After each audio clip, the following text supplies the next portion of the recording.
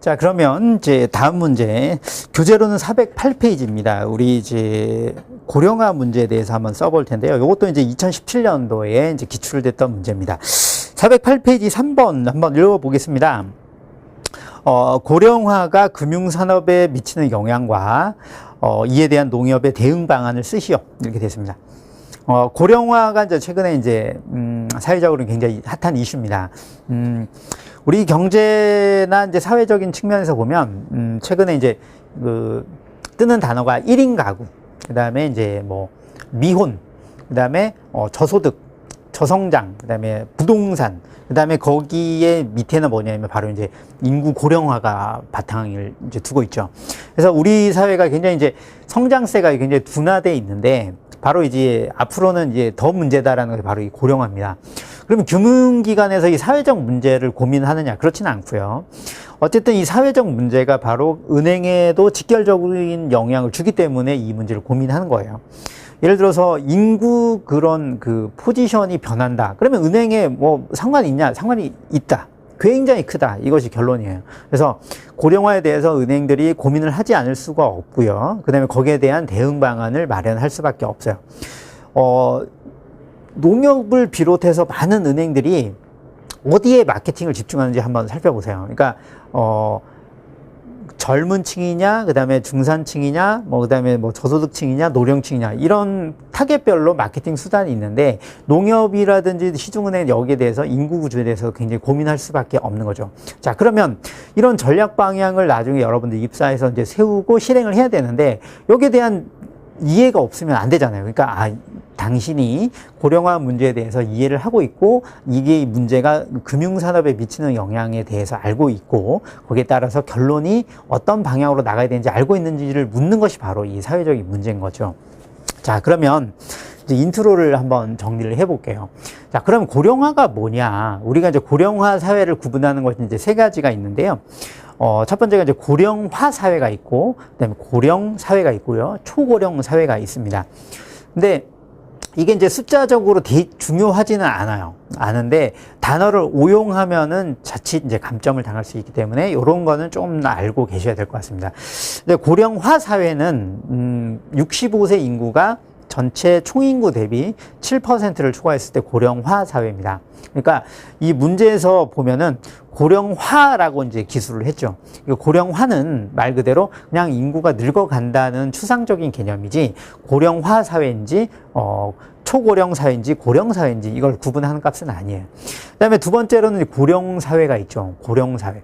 고령 사회는 65세 인구가 총 인구 대비 14%를 초과했을 때 고령 사회라고 합니다. 고령 사회. 그러니까 고령화 사회에서 더 늙으면 고령 사회라고 하는 거죠. 그러니까 14% 기억하시고요. 이 고령 사회가 더 늙으면 초고령 사회라고 합니다. 초고령 사회. 그러면 이 초고령 사회는 저도 찾아보니까 총 인구 대비 65세 인구가 20%를 초과했을 때는 초고령 사회입니다. 그러니까 일본 같은 경우는 초고령 사회로 이미 진입을 했고요.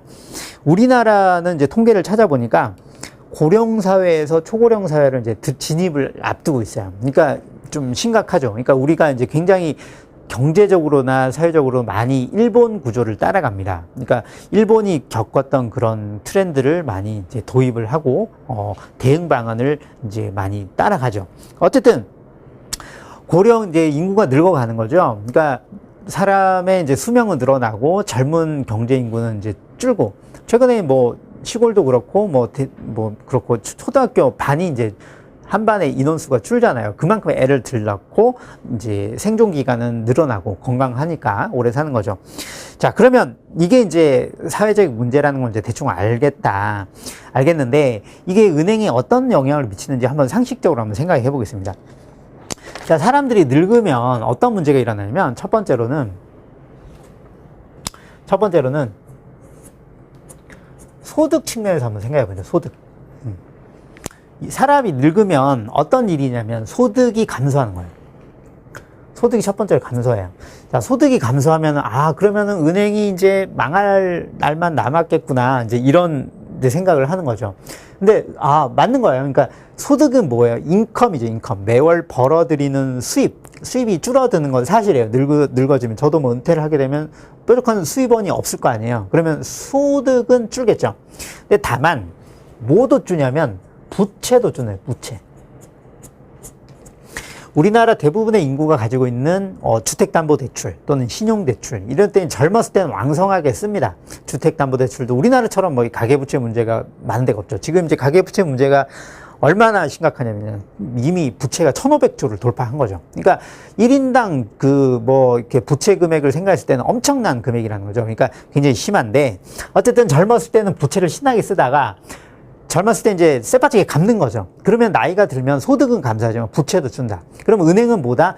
이 사람의 어떤 자산이 늘어난 거 아닙니까? 그러니까 자산 부채 자본으로 봤을 때 부채가 좀 많고 내 돈이 적었지만 젊었을 때 열심히 갚으면서 부채는 줄고 자산이 늘어나는 거예요. 그러니까 자기 자본이 늘어나는 거죠. 그러면 은행 입장에서는 인컴은 줄지만 이 사람들은 말 그대로 조금 자산이 있는 사람들이 되는 거예요. 정상적으로 열심히 살았다면 좀 벌어놓은 돈 있고, 그다음에 부동산도 좀 오르고, 그러니까 그런 부채가 줄어서 총자산은 오르는 측면이 있어요. 그다음에 두 번째는 수익이 줄고 부채도 덩달아 줄기 때문에 은행 입장에서는 뭐도 주냐? 수익도 줄여요, 수익도. 이게 뭐냐면 월급쟁이들이 은행 창고에 오면 적금도 들죠, 청약 들죠, 펀드도 들고 신용카드도 만들고 쓰는다는 말이에요. 근데 이 사람들은 인컴이 적고 다만 자산만 묶여 있기 때문에 이렇게 로테이션이 잘 안 된다고, 쉽게 말해서. 그러니까 팔아먹을 게 없다는 거죠, 쉽게 말해서. 그러면 은행의 수익원이 약해지는 거예요. 자, 그러면 은행의 수익원이 약해지면 쫄딱 망하겠네요? 그렇지 않습니다. 여기에서 새로운 산업을 창출해야 되는 거죠. 항상 산업은 정체되어 있지 않고 거기에 대해서 돌파구가 있기 마련이에요. 그러니까 예를 들어서 우리가 치킨 시장이 만약에 포화 상태다. 시장에서는 포화 시장은 없어요. 그러니까 누군가가 더 맛있는 치킨을 만들면 그걸 뚫고 나가는 거죠. 말 그대로 고령화 사회로 진입을 했다 하더라도 인컴은 줄고 자산은 늘고 로테이션은 안 될 것 같죠. 거기에 대한 새로운 서비스가 분명히 있습니다. 예를 들어서 실버케어 서비스라든지 자산관리 서비스라든지, 이 사람이 부채가 줄었기 때문에 뭘 늘어나요? 고정자산이 분명히 늘어난단 말이에요. 이 고정자산을 관리해 주는 거, 그 다음에 영목이자든지 이거에 대한 PM이라든지, PM이 뭔지는 알죠? 그런 이제 관리해주는 서비스죠. 그 다음에 자산을 지켜주는 서비스, 상속 유언 서비스, 해외 증여 서비스, 송금 서비스, 이런 것들이 다양하게 늘어날 수 있다. 그러니까 말 그대로 자산 관리가 필요해요. 자산 관리 니즈가 올라간다는 거죠. 그래서 정리를 해보면 금융회사 입장에서는 고령화가 될수록 자산 증가율은 감소를 합니다. 그러니까 굉장히 은행의 자산은 정체될 수가 있다. 그 다음에 수익성도 하락할 수가 있다. 그리고 거기에 맞게 부가 서비스적인 자산관리 니즈는 올라갈 수 있다. 이렇게 보시면 되겠습니다. 자, 그러면 이런 상황에서 은행은 어떻게 해야 되겠습니까? 첫 번째로 그러면 좀 젊은 계층을 형성을 해야 될 거 아니에요.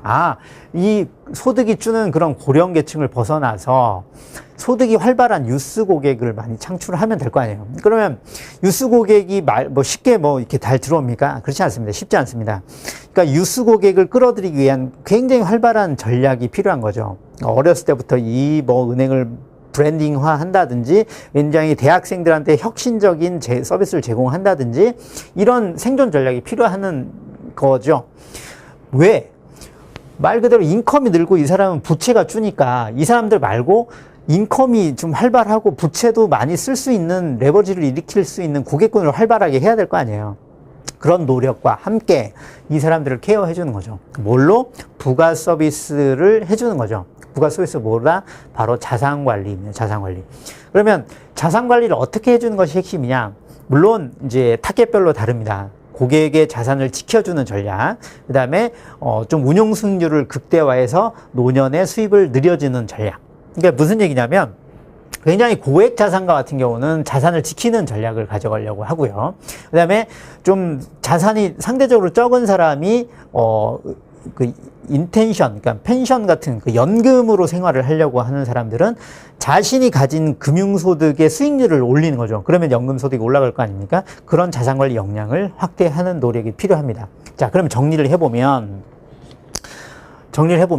서론에서는 어떤 얘기를 해야 되겠습니까? 서론에서는 고령화가 어떤 영향을 미친다. 예를 들면 고령화 가구는 소득이 줄기 때문에 저축률이 하락하겠죠. 그리고 자산은 상대적으로 축적한 기간이 올라가기 때문에 자산 변동률은 증가할 것이다. 자산은 올라갈 것이다. 정리를 하면 이 사람 로테이션을 쩔고 자산은 올라갈 것이다. 그 다음에 가계부채는 반면에 축소로 전환될 것이다. 왜냐하면 이 사람들은 젊었을 때 부채를 많이 갚았기 때문이죠. 그래서 금융에 이 사람의 부채보다는 금융 자산이 올라가는 그런 이제 면이 강하죠. 그래서 예금 뭐 펀드라든지 방카슈랑스들 이런 상품은 줄겠지만 예금은 증가하는 그런 측면이 있다. 이것을 서론에 쓰면 되는 거죠. 서론 정리되셨죠? 자, 그러면 본론에서는 어떻게 이제 은행의 포지션을 써줘야 되겠죠? 첫 번째, 은행의 자산 수익률은 증가율은 둔화될 것이다. 두 번째, 수익률은 하락할 것이다. 왜? 또 금리도 하락할 것이고요.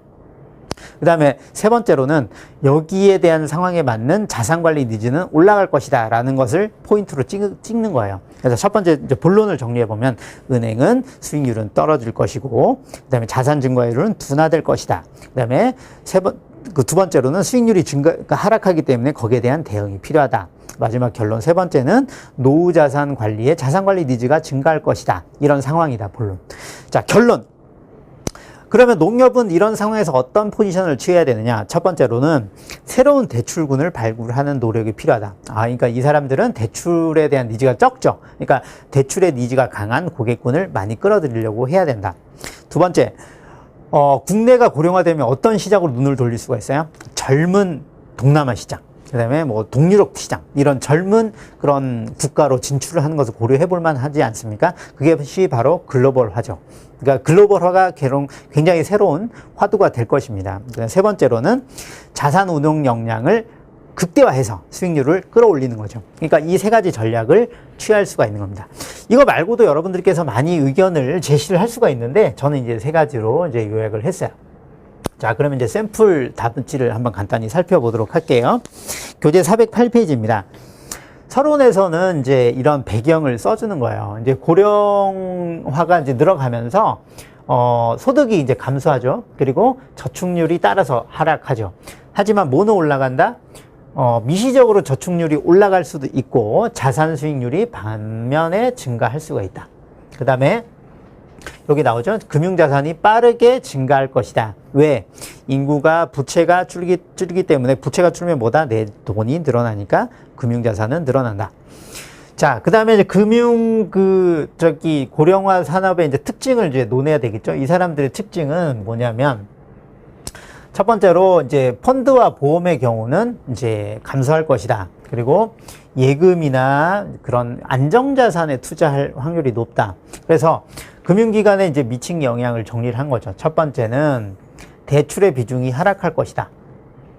두 번째는 수익성은 하락할 것이다. 왜냐하면 금리는 떨어지고 그 다음에 이제 NIM, 그러니까 Net Interest Margin은 줄어들 것이기 때문에 수익성은 하락할 것이다. 세 번째는 이 늙은 이제 인구들이 보이는 특성이 바로 자산관리 니즈에 대한 확대, 자산관리에 대한 니즈가 올라갈 것이다. 그러니까 여러분들 한번 생각해 보세요. 여러분들이 그러니까 내가 은퇴할 쯤 되면 내가 이 자산을 어떻게 관리할 것인지를 물어보고 싶을 거 아니에요. 어떻게 하면 물려주고 싶고 이런 니즈가 올라갈 것이다. 자, 그러면 이런 니즈에 대해서 농협이 어떤 포지션을 취해야 된다? 첫 번째로는 본론에 볼까요? 먼저 새로운 대출군을 발굴해야 된다. 신규 대출 수요를 발굴해야 된다. 어떻게? 젊은 고객군에 대해서 마케팅 활동을 강화한다든지, 그 다음에 이 사람들에 대한 리스크 분석 능력을 굉장히 철저하게 해서 대출을 한마디로 안 떼이고 잘 수익 나는 그런 영업을 해야 된다는 것이 이제 첫 번째 결론이고요. 두 번째는 글로벌화죠. 글로벌화. 이제 해외로 이제 나갈 수 있는 그런 노력을 이제 기울이는 거죠. 그렇기 위해서는 그냥 됩니까? 아닙니다. 해외에 나가기 위해서는 굉장히 현지에 대한 노력이 필요하고 연구가 필요하고 거기에 대한 고민이 많이 필요한 거죠. 마지막으로 해외 자산 관리, 그러니까 고객의 자산 관리에 대해서 논의하는 그런 노력이 필요하다고 하겠습니다.